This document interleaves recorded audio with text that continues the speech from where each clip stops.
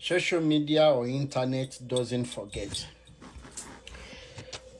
Concerning the man who calls himself a bishop in the person of David Oyedepo of a Living Faith, Winners Chapel, there is this not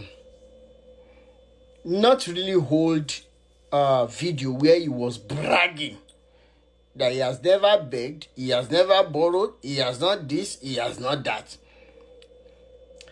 But before I talk about that, don't forget that a man came out and explained the part he played in borrowing money. And of course, even when you have a business, it is not a bad thing when you borrow. After all, Dangote, who is even having his own business that is not scamming people using Bible or Quran, he still borrows money from the bank. Money meant for Nigerians, but let me allow you people to hear this before I submit my own findings. I'm not borrowing 42 years ago. I have never been tempted to. Now, I have not borrowed, I have not begged, and I have not lied. Financially, we have never gone down once. We have never borrowed once, never. I started Living Page. I brought it to America, that they added and America to it. He is a man that used and dumped, but I did all for Jesus Christ. They wanted to do their 25-year anniversary, but they don't have money to pay. He borrowed that time $25,000 for me to pay that company. He asked me the kind of borrow money I can call it. He has aircraft in Houston, America, that he wants to service, and the total cost of everything was $31,000. The summary is here. Everything totally $31,000 plus US dollar. That means the private jet of Bishop Oyedepo. Bishop Oyedepo, 31,000 plus. He asked me to pay. They refunded half of it, 15,000. How Bishop Oyedepo threatened my life for refusing to be used for illegality. We're going to be hearing from Reverend Olaleye all the way, Onaleye Olakunle, all the way from Texas, and he's going to be telling us of his personal experience. Now, he's somebody who has been, in the... A bishop who lies freely. And when some of us who have seen them in their true color, when we talk, ẹ̀yin wèrè àṣírí rádaràdá máa sọ wípé ká gbẹnu dákẹ́ pé káwa náà lọ dá church sílẹ̀ ká mọ bó ṣe rí. Bàbá tí wàá tọ́ àwa nídìí láti dá church sílẹ̀. Ìtẹ́lọ́rùn tí í ṣe bàbá wa Ọlọ́run ti jogún fáwa kan. Tá dẹ̀ lè lose it for anything. Right? Now, it is important I say this. The only reason why the likes of Oyedepo, why they are relevant in the history of Nigeria, is because of the saying that Tíyà ńlá bá gbé ni ṣánlẹ̀, kéékèèké á máa gorí ẹni. Government inadequacies, evil government policies are the ìyà ńlá tó ti kọ́kọ́ gbé wa ṣánlẹ̀, as aided by àwọn olórí burúkú Oyedepo náà ni o. Bẹ́ẹ̀ ni àwọn tí yà yẹn ń jẹ lọ́wọ́lọ́wọ́ báyìí wọ́n mọ tí mò ń sọ, so wọ́n lè pè mí l'Antichrist, ọ̀rẹ́ ẹ̀dẹ̀ pè mí l'Antichrist náà, inú mi dùn pé ń pè mí bẹ́ẹ̀, because that is how to defend somebody who has started using his or her brain. Ọmọ èṣù àbí wàláhì inú mi dùn pé ọmọ èṣù ni mí, èṣù ọláàlú.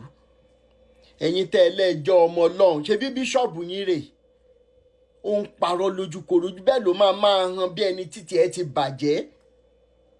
Ayé wọn ò wùnyàn rárá. If somebody is not lacking contentment, there is no way you would even envy them for a thing.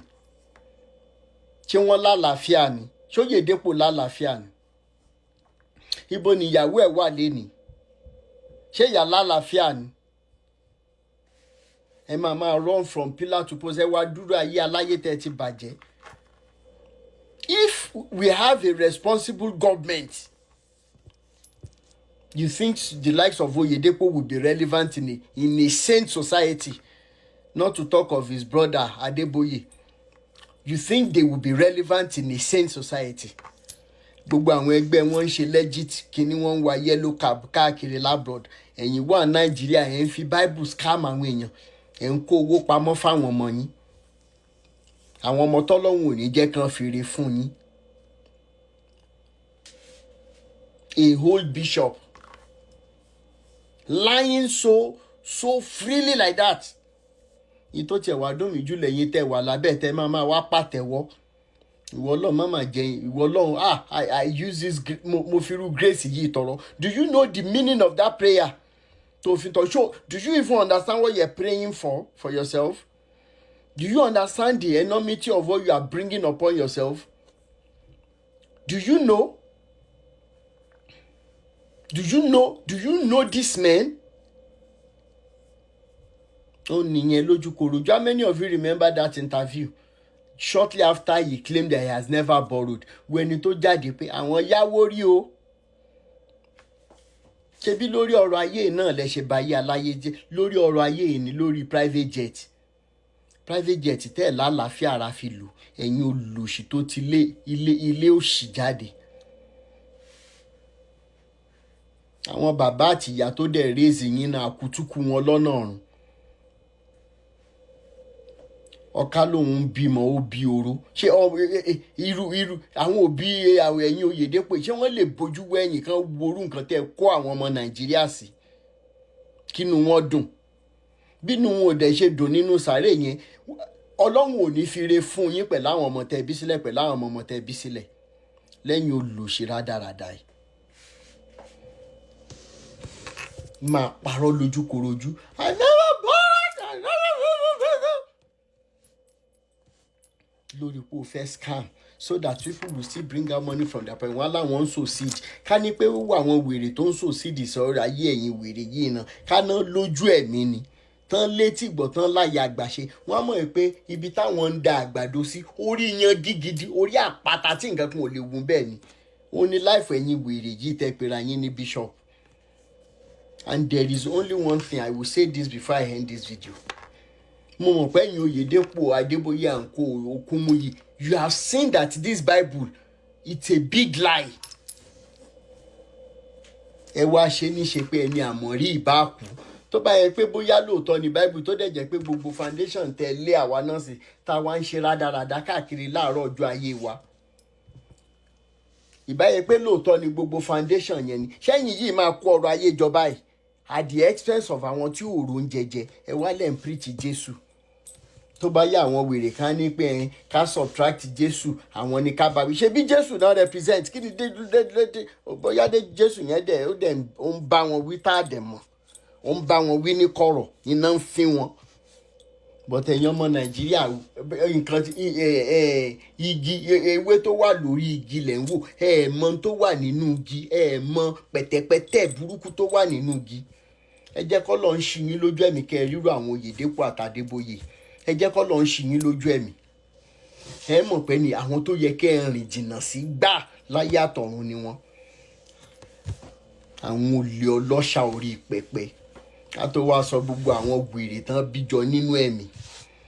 Wọ́n pera wọn ní pastors. A mọ̀ gbé mandate yẹn yẹ̀wò ọ̀rọ̀ Ọlọ́run ó bá yín lórí irú èèyàn tí Oyedepo jẹ́. Kì í ṣe èèyàn bẹ́ẹ̀ ṣe ń wò yìí. Ẹranko gidi tó dáwọ̀ èèyàn bora ni máa yẹn. Ní sọ jù báyìí lọ dìgbà náà. Nonsense.